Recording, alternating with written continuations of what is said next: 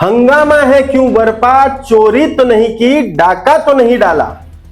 मशहूर गजल की ये पंक्तियां आपने कई बार सुनी होगी, लेकिन आज ये पंक्तियां दक्षिणी राजस्थान और उत्तर भारत की राजनीति पर सटीक बैठती है। बांसवाड़ा डूंगरपुर से सांसद और भारतीय आदिवासी पार्टी के नेता राजकुमार रौत ने हाल ही में भील प्रदेश की मांग करते हुए एक विवादित नक्शा जारी कर दिया। बस फिर क्या था, राजनीति में भूचाल आ गई। बीजेपी नेता राजेंद्र राठौड़, सांसद मन्नालाल रावत और राज्य सरकार में मंत्री बाबूलाल खराडी ने राजकुमार रौत पर राजद्रोह और देशद्रोह जैसे गंभीर आरोप ठोक दिए। सवाल यह है कि क्या आदिवासी पहचान की लड़ाई को राजनीतिक राष्ट्रद्रोह का रंग दिया जा रहा है, या फिर वाकई में ये मांग देश की एकता के लिए खतरा है। इस पूरे मसले पर श्री रौत ने क्या कुछ कहा, आप खुद ही सुन लीजिए। सर, अभी कुछ दिन पूर्व आपके द्वारा सोशल मीडिया पर एक जो नक्शा है वो पोस्ट किया जाता है, जिसमें भील प्रदेश को अलग दिखाया जाता है। जिसके बाद से ही काफी लोगों की प्रतिक्रिया आई है, कहीं विरोध भी आपका हो रहा है। इस पर क्या कहना चाहते हैं सर आप? देखो, कोई भी चीज अगर कोई क्रिया होती है तो स्वाभाविक प्रतिक्रिया होती है जी। लेकिन अभी सोचना पड़ेगा। देखो, भील प्रदेश की डिमांड पहले से चल रही है, आज भी जारी है और भविष्य में रहेगी, और ये परिणाम में भी तब्दील होगा भविष्य में।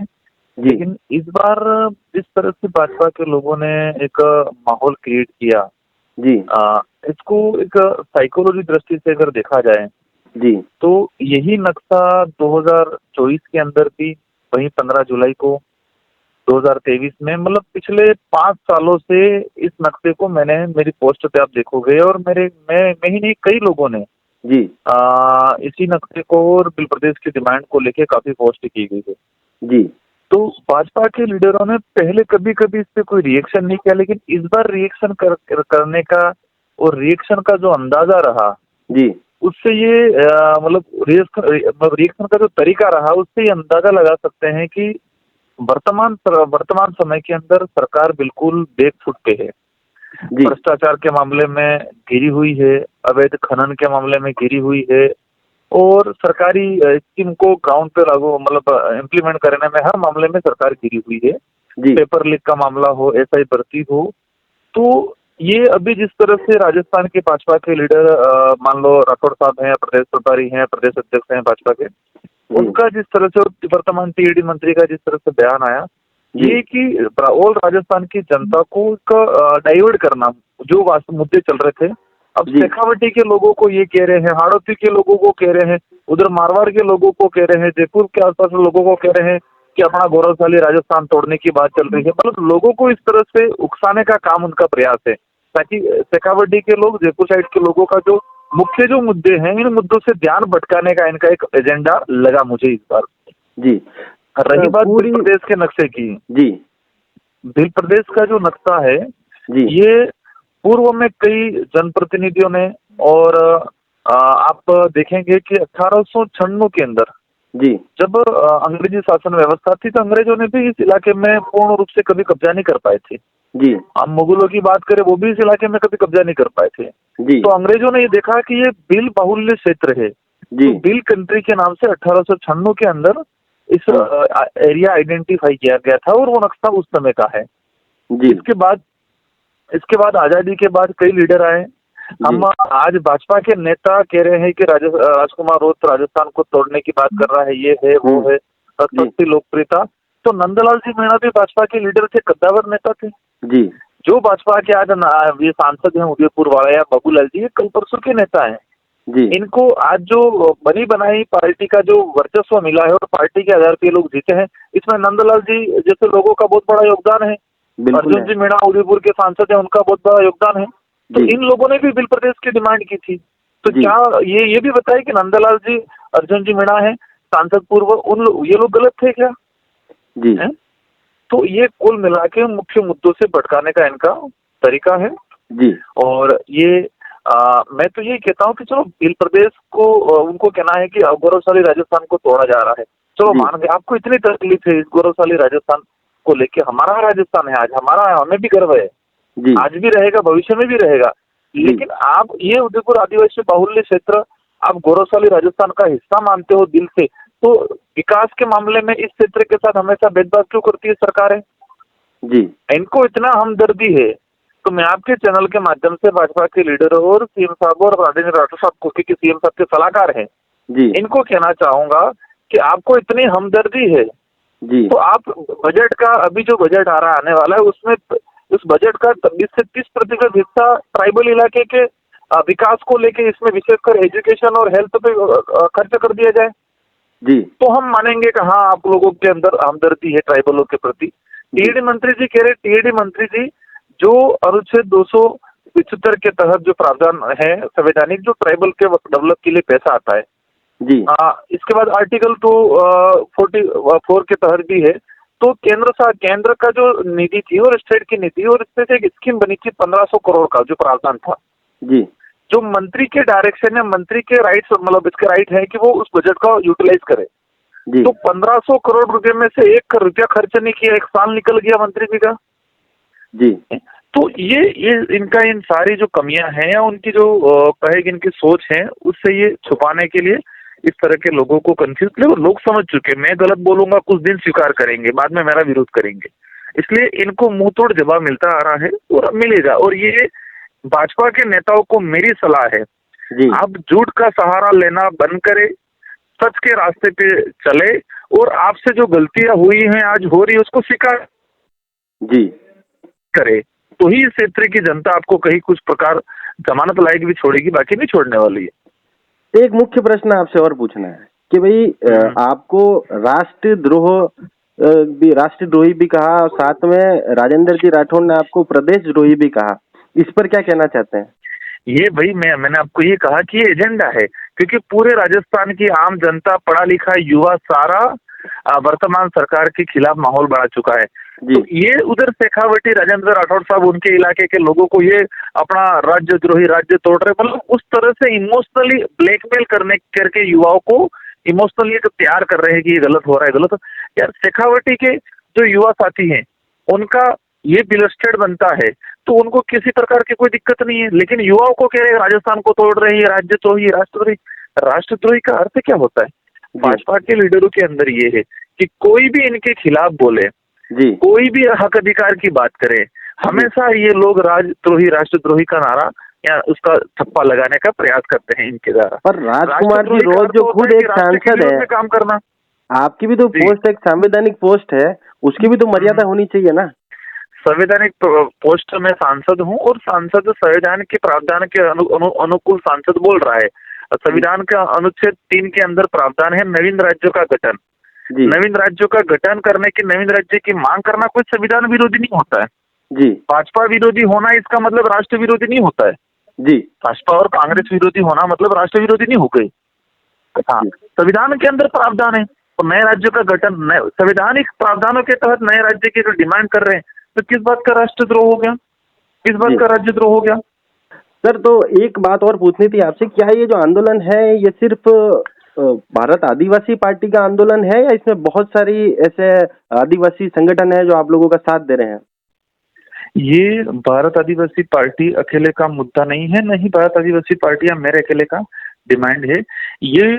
ये तो हम ऐतिहासिक पृष्ठभूमि 1913 की पृष्ठभूमि से उठाते हैं। तो आज उससे पहले मैं पैदा ही नहीं हुआ था, उस समय डिमांड सोमची भाई डामोर जो गुजरात के सांसद थे, भाजपा के सांसद थे जी। मोदी साहब के सीनियर साथी थे वो लोग जी। इन लोगों ने भी बिल प्रदेश की डिमांड रखी है। दिलीप सिंह जी भुरिया जनजातीय आयोग के अध्यक्ष रहे, 6 बार के सांसद रहे, मंत्री रहे, उन्होंने भी इस बिल प्रदेश की डिमांड को पुरजोर तरीके से रखा है। तो हम पैदा ही नहीं हुए थे उस समय से ये डिमांड चली आ रही है। तो ये भारत आदिवासी पार्टी अकेले की डिमांड नहीं है, बस भारत आदिवासी पार्टी और हम लोग ये कर रहे हैं कि इस डिमांड को पुरजोर तरीके से, क्योंकि कांग्रेस भाजपा के अंदर रह के जिन नेताओं ने बिल प्रदेश की मांग की, इन नेताओं को उन राष्ट्रीय पार्टियों ने हमेशा दबाने का प्रयास किया और उनको टिकट काटने का प्रयास किया जी। इसलिए वो लोग उस अंजाम तक नहीं पहुंच पाए। अब बिल प्रदेश का जो सपना है वो भारत आदिवासी पार्टी अंजाम तक पहुंचाएगी जी। अच्छा, अब 2 ऐसे बड़े नेता हैं जिनके लिए आपसे क्रमशः जो है उनके बारे में प्रतिक्रिया चाहिए, क्योंकि उन्होंने आपकी इस क्रिया पर प्रतिक्रिया करी थी, तो अब उनकी क्रिया पर आपकी प्रतिक्रिया की आवश्यकता है। सबसे पहले सांसद मन्ना लाल जी रावत के बारे में क्या कहना चाहते हैं राजकुमार जी रौत? देखो, इनका मैं उम्र में मेरे से बड़े हैं। मैं इन पे कोई प्रतिक्रिया नहीं करना चाहूंगा, क्योंकि इनकी जो क्रिया या प्रतिक्रिया है वो उस पे किसी प्रकार की प्रतिक्रिया करने लायक कोई, मतलब कहीं कोई तर्क वाला आदमी हो, कोई ऑथेंटिक चीजें बोले, उसके साथ क्रिया प्रतिक्रिया की जाती है, उसके साथ तर्क वितर्क किया जाता है। ये आधार विहीन, उद्देश्य विहीन सोच के साथ चलने वाले लोग हैं। इनका उद्देश्य एक ही है, इस क्षेत्र के अंदर आपस में लड़ाओ, आपस में। अब मन्नालाल जी सांसद है, आपका एक रेडियो आया था, आपको ध्यान होगा, वो सांसद रहते हुए आदमी आदिवासियों के घर जला दो, ये कार्यकर्ताओं को डायरेक्शन दिया उस आदमी ने। इस बात को किसी मीडिया ने, न सरकार ने, ये राजद्रोह ये होता है कि एक सांसद जिम्मेदार संवैधानिक पद पे रहते हुए आदमी ने आदिवासियों के घर जलाने का डायरेक्शन दिया अपने कार्यकर्ताओं को, और ये रिकॉर्डिंग वायरल हुआ, ये राजद्रोह है। क्या इस बात को दावे के साथ कह सकते हैं कि ऐसा मन्नालाल जी के द्वारा कहा गया है? हमने जैसे रिकॉर्डिंग आया, उस रिकॉर्डिंग को आपने भी सुना होगा, हमने मीडिया के साथियों को और आईजी साहब को मैं स्वयं मिला, मैंने खुद ने मिलकर ज्ञापन दिया जांच कराने के लिए।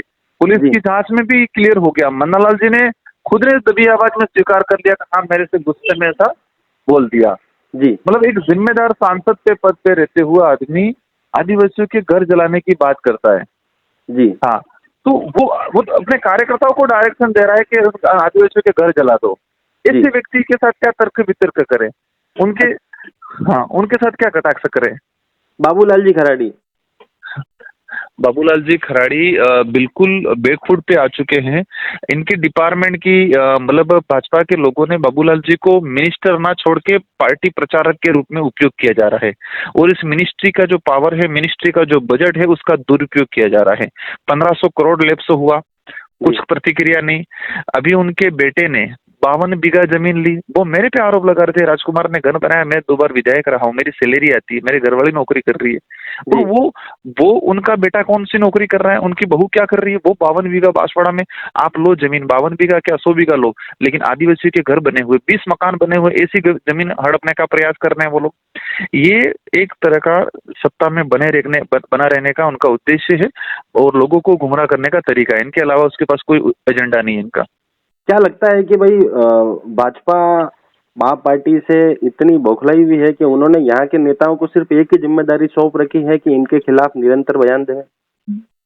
देखो, ये वो एक उस सिद्धांत पे चल रहे हैं कि बार बार, मतलब कहे कोई सी चीज को बार बार दोहराते हैं तो उसको झूठ कितना भी हो उसको सच साबित हो जाए, इस सिद्धांत पे चल रहे हैं। लेकिन वो सिद्धांत आज के समय में वो सिद्धांत काम नहीं करने वाला, लोग समझ चुके हैं।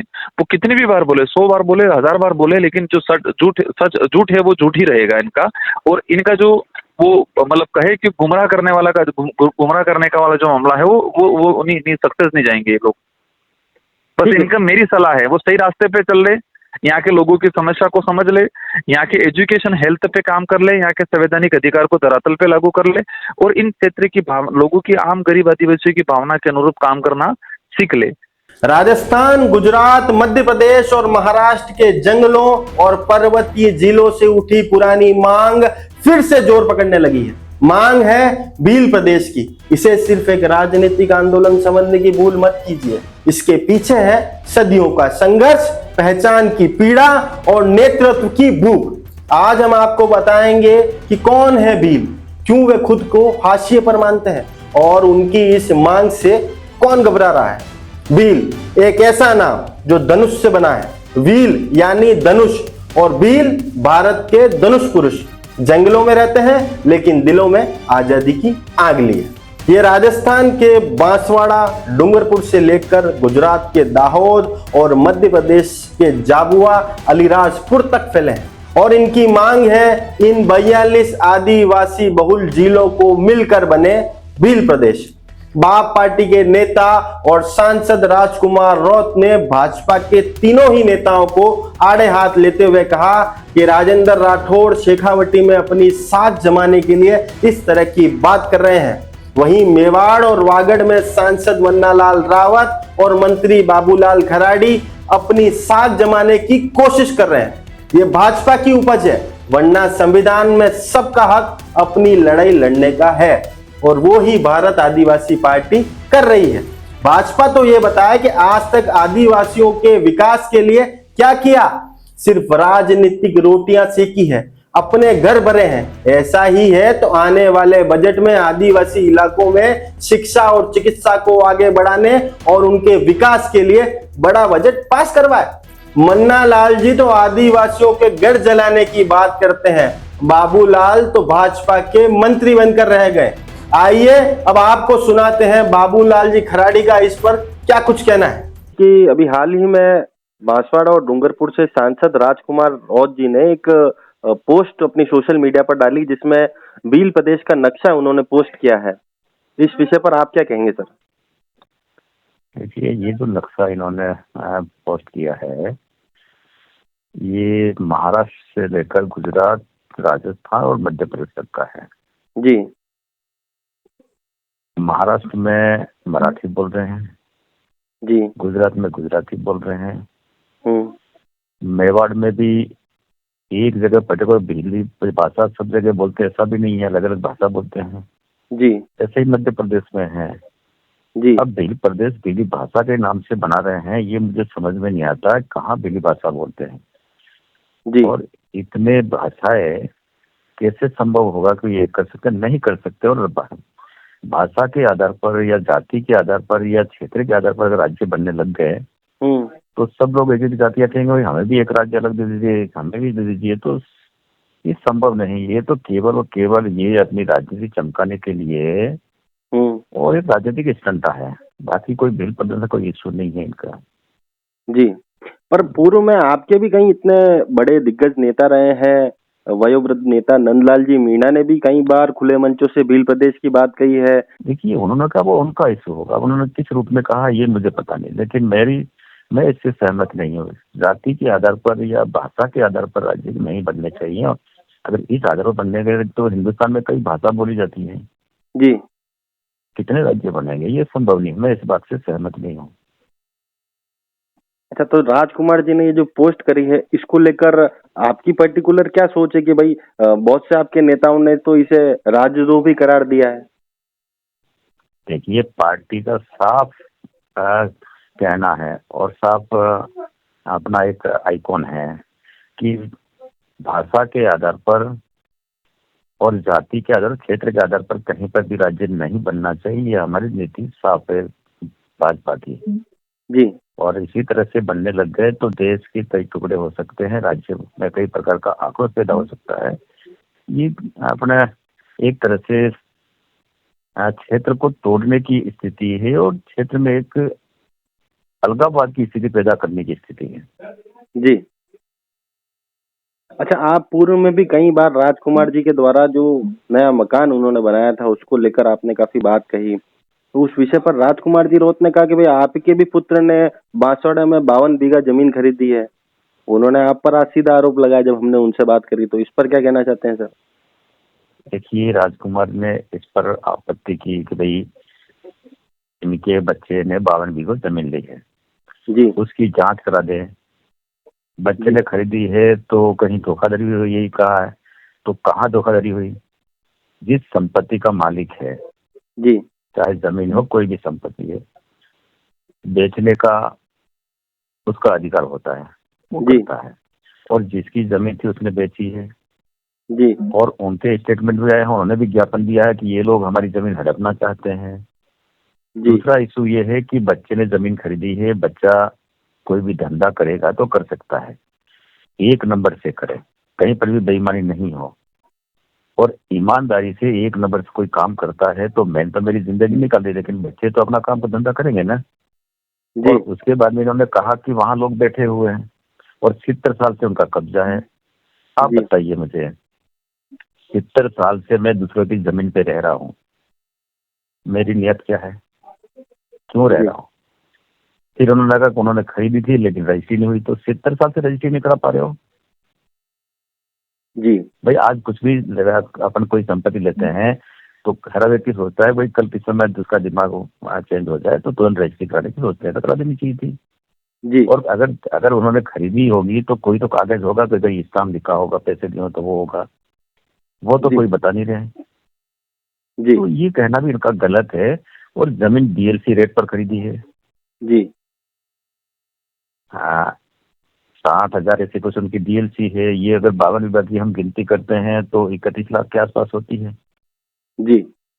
अच्छा, अब एक और मुख्य प्रश्न, पैसा ऑनलाइन जमा हुआ है जी। एक और बात उन्होंने आज उनके इंटरव्यू में बोली कि भाई बाबूलाल जी जो है वो सिर्फ और सिर्फ भाजपा के मंत्री बनकर रह गए हैं। इस पर क्या कहना चाहते हैं सर? आपने भी देखा होगा जी। मैं मेरी जनता का मंत्री हूँ, मैं राजस्थान का मंत्री हूँ। मैंने न तो कहीं पर मेरी किसी को जाति को लेकर कोई इशू है जी, न मेरा कोई किसी भाषा को लेकर के कोई आपत्ति है। हम जी। सामाजिक समरसता की बात करते हैं और सभी को साथ लेकर के हम प्रदेश को आगे बढ़ाना चाहते हैं। हमारा कहीं पर भी नहीं है, वो कुछ भी बोल सकते हैं जी, क्योंकि आजकल अभिव्यक्ति की आजादी है ना, तो आदमी बड़ी ज्यादा बोल लेता है। जी। लेकिन मैं केवल भाजपा का मंत्री हूँ। किस आधार पर उन्होंने कहा, वो जी। पता है किस आधार पर कहा भाजपा का मंत्री हो? अच्छा, तो अब मेरे वो राजकुमार जी के लिए क्या संदेश देना चाहते हैं चैनल के माध्यम से? देखिए, राजकुमार जी एक जाति के आधार पर और आदिवासियों के नेता के रूप में इन्होंने कहा भाई मैं आदिवासियों का नेता हूँ, आदिवासियों का भला करूंगा, और आदिवासियों के नाम से पार्टी बनाई। जी, जब बीटीपी बनी थी तब उसमें उनके संविधान में ये था कि एक व्यक्ति एक बार ही चुनाव लड़ेगा। जी। अगर आदिवासियों को भला चाहते तो बीटीपी के साथ रहते मैं एक बार ही चुनाव लड़ते, बाद में चुनाव लड़ने की क्या मंशा थी? संविधान था उनका। जी, फिर उन्होंने कहा नहीं नहीं हम तो चुनाव लड़ेंगे। जी, फिर भारतीय आदिवासी पार्टी बना ली। जी। भारतीय आदिवासी पार्टी बनाई तो भारतीय आदिवासी पार्टी। अब आप बताइए, आदिवासी की पार्टी। फिर इन्होंने कहा भाई ये मुसलमान हमारे भाई हैं, जी, उनको साथ ले लिया। जय जोहार बोलते थे, फिर ये बोलने लगे जय जय जोहार, जय जोहार सलाम, जोहार सलाम। जी, ये इन्होंने जोड़ लिया। जी, अब जाकर के भाई देखा कि भाई आदिवासी समझ चुका है, अब हमसे दूर जा रहा है। इन्होंने अगड़े पिछड़े सब लोगों को साथ लेने का काम किया। तो ये तो हम भी कहते हैं भाई अगड़े पिछड़े सब साथ मिलकर के छत्तीसगढ़ को मिलकर के प्रदेश को आगे बढ़ाएंगे, देश को आगे बढ़ाएंगे। जी। ये हमारी मानसिकता है। और उसके बाद में जब आदिवासियों को मसीहा आए तो आदिवासी से जीना सीखे वो। जी, मैं 4 बार का एमएलए हूँ, जी, मैं प्रधान भी रहा हूँ। जी, मैं तो अपना पक्का मकान नहीं बना सका हूँ, मेरे पास तो पैसा नहीं है। जी, राजकुमार जी रोड पर 18 में एमएलए बने थे, 5 साल ही तो रहे हैं। जी, ये अपने साल भर से एमपी है। जी। इनके पास में करोड़ों की संपत्ति कहाँ हुई, कौन से खेत में पैदा हुई, राजकुमार जी बताए हैं। भाई उनका तो कहना है कि वो उनके जो तनख्वाह आती खुद की और उनकी जो श्रीमती जी है वो भी सरकारी नौकरी करती है। देखिए आप बताइए, तनख्वाह तो मुझे भी मिलती है, मुझे तो 4 बार का, मैं तो 20 साल से मुझे तनख्वाह मिल रही है। जी, मैं तो पैसा नहीं बचा सका। और जब सरकारी कर्मचारी की बात करते हैं ना, तो जी। सरकारी कर्मचारी को सबको देख लीजिए, किसी ने मकान बनाया होगा तो उन्होंने सैलरी लोन लिया होगा। इसकी पत्नी को कितने लाख रुपए मिलते हैं वो बता दे। और शादी तो अभी की है ना, मकान तो उससे पहले बना है। जी, भाई मकान तो उससे पहले बना, शादी तो बाद में की इसने। जी। तो ये किसको समझा रहे हैं? ये हमको समझ में, आदिवासी को समझ में नहीं आ रहा। अब आदिवासी समझ चुका, इन्होंने कहा भाई सारे आदिवासियों को नौकरी दे देंगे, पढ़े लिखों को। जी, एक बार भी नौकरी नहीं दी। जब ये 18 में सत्ता में थे अशोक गहलोत के साथ में, जी, डील प्रदेश के नाम से जीत गए थे। तो जी, गहलोत जी कहते हैं, गहलोत जी मैं तो आदिवासी भील प्रदेश बढ़ाने के लिए आया हूँ, एक प्रस्ताव भेज दीजिए। एक बार ही बोले थे क्या? जी। किसको समझा रहे हैं? ये केवल का राजनीति का करता है, क्योंकि अभी पंचायती राज चुनाव आ रहा है तो नए नए वैसे ही लेकर के आएंगे। भील कोई जाति नहीं है, भील एक संस्कृति है, एक पहचान है, एक आत्मा है जो आज भी जंगलों, पहाड़ों और अनदेखे इतिहास की छाया में सांस ले रही है। भारत के प्राचीनतम ग्रंथ रामायण, महाभारत, वेद, पुराण, हर जगह भील शब्द उसी आत्मीयता से दर्ज है, जैसे कोई जनजाति नहीं बल्कि सभ्यता की एक जड़ हो। शबरी, विश्वावसु, एकलव्य, हिरण्यधनु ये कोई पौराणिक पात्र नहीं, ये उस भील की आत्मा की पहचान है जिसे आज भी एक अलग राजनीतिक पहचान नहीं मिल सकी। भील प्रदेश की मांग कोई आज की बगावत नहीं, यह आवाज तो आजादी के समय भी गूंजी थी, जब ठक्कर बापा एक समाज सेवी नहीं, आदिवासी चेतना के पहले पुजारी सरदार वल्लभ भाई पटेल से बोले थे, इन लोगों को सिर्फ संविधान नहीं, पहचान दो। ठक्कर बापा ने भील प्रदेश की मांग उठाई थी। राज्यों के एकीकरण के दौर में जब भारत के नक्शे को फिर से गढ़ा जा रहा था, उन्होंने कहा, राजस्थान, गुजरात, मध्य प्रदेश और महाराष्ट्र के इन पर्वतीय जिलों में रहने वाली भील आत्मा एक ही राज्य में सांस लेना चाहती है, अपनी भाषा में, अपने वनों में, अपने अधिकारों के साथ। लेकिन लौह पुरुष सरदार पटेल के सामने उस वक्त देश का नक्शा जोड़ने की बड़ी चुनौती थी। भील प्रदेश की मांग फाइलों में दबी रह गई, लेकिन भील आत्मा चुप नहीं बैठी। 1913 मानगढ़ की पहाड़ी गुरु गोविंद के नेतृत्व में 1500 से ज्यादा आदिवासी गोली से भून दिए गए। मांग थी आजादी, जमीन और अधिकार की। वो खून आज भी मिट्टी से उबाल मारता है। आजादी के बाद भील प्रदेश को 4 राज्यों में बांट दिया गया। राजा डर गए, अंग्रेजों को बुलाया गया। इतिहास कहता है कि अगर उस दिन भील प्रदेश बन गया होता तो आज ये आवाज सड़कों पर नहीं गूंजती। बांसवाड़ा, डूंगरपुर, ईडर, संतरामपुर, ये सब उस भूगोल का हिस्सा थे जिसे आज भी बटे हुए सपने की तरह देखा जाता है। इस आंदोलन में सिर्फ आदिवासी कार्यकर्ता ही नहीं, राजनेता भी थे। डूंगरपुर से भीखाबाई भील, गुजरात के मुख्यमंत्री रहे अमर सिंह, 4 बार के सांसद सोमजी भाई डामोर, पूर्व केंद्रीय मंत्री दिलीप सिंह भूरिया और जनजातीय आयोग के अध्यक्ष नंदलाल मीणा जैसे भाजपा के नेता के साथ ही कैबिनेट मंत्री और कांग्रेस के नेता दयाराम परमार, सबने भील प्रदेश की मांग उठाई है। तो ये सवाल अब और टालने लायक नहीं। चलिए अब सुनाते हैं सांसद मन्नालाल रावत का क्या कुछ कहना है। अभी हाल ही में आपके सांसद साथी राजकुमार जी रावत द्वारा एक भील प्रदेश का नक्शा जो है वो सोशल मीडिया पर पोस्ट किया जाता है, इसको लेकर आपकी क्या प्रतिक्रिया है? देखिए, जो जानकारी में आया वो ये है कि आज नक्शा बनाया वो तो पहले से चल रहा था जी, और ये झारखंड और उधर छत्तीसगढ़ से कुछ लोग आए थे, जिनमें से एक विजय कुजूर था जी, कोई नेत्री है, वो लोग बना के गए थे और वो तो चर्च के जो लोग हैं उनमें से थे, वो पकड़ा के गए इनको। और ये जो क्रिश्चियनिटी की एक थ्योरी है, सेपरेशन थ्योरी, क्या अलग करो, अलग थलग करो, उसके साथ कनेक्ट करके इसको देखना चाहिए। ये भी ध्यान में आता है, उसको जो पोस्ट की उसमें मानगढ़ का नाम लिया। ये जो अलगाववाद है ये पूरा अंग्रेजों से प्रेरित है और मानगढ़ धाम पर अलगाव के कनेक्ट करना मुझे लगता है बहुत दुर्भाग्यपूर्ण है। उसमें आप ये देखेंगे कि मानगढ़ धाम का जो आंदोलन था वो राष्ट्रवादियों का आंदोलन था, बकायदा भारत का आंदोलन था, कि वहाँ ये गीत गाया है जिसमें कहते हैं कि बुलेटिया नहीं मानो रे ने दिल्ली में मारी कलम है, तो वो तो भारत का आंदोलन था, लेकिन ये अलगाव की तरफ ले जा रहे हैं। और ये जो पूरा नैरेटिव है ये अंग्रेजों का है, क्योंकि अंग्रेजों के चार्जशीट में ये गोविंद गिरिजी के विरुद्ध जो चार्जशीट उसमें ये फैक्ट लिखे हैं, उस बात को ये लोग आगे बढ़ा रहे हैं। मुझे लगता है ये केवल राजनीतिक स्टंट है, और जैसे एक दिया जो है वो जब बुझने लग जाता है तो बहुत ज्यादा ऊपर नीचे होता है, उसी तरह का ये भाव है। तो ये मांग तो पूर्व में आपके ही भाजपा के बड़े नेता नंदलाल जी मीणा और पूर्व सांसद अर्जुन लाल जी मीणा भी उठा चुके हैं। नहीं, मुझे इसकी जानकारी नहीं है। नंदलाल मीणा जी का स्टेटमेंट ध्यान में है, उन्होंने इस बात को इस तरह से नहीं कहा कि आप अलगाव पैदा करो, वो विकास पर केंद्रित बात कर रहे थे। लेकिन ये तो चल पड़े और कभी देश के साथ में, कभी आपके साथ में, कभी पता नहीं किसके साथ में, और जब ये बात करते हैं उसमें आपने देखा होगा सबसे पहले ये बोलते हैं अलग धर्म कोड लाएंगे।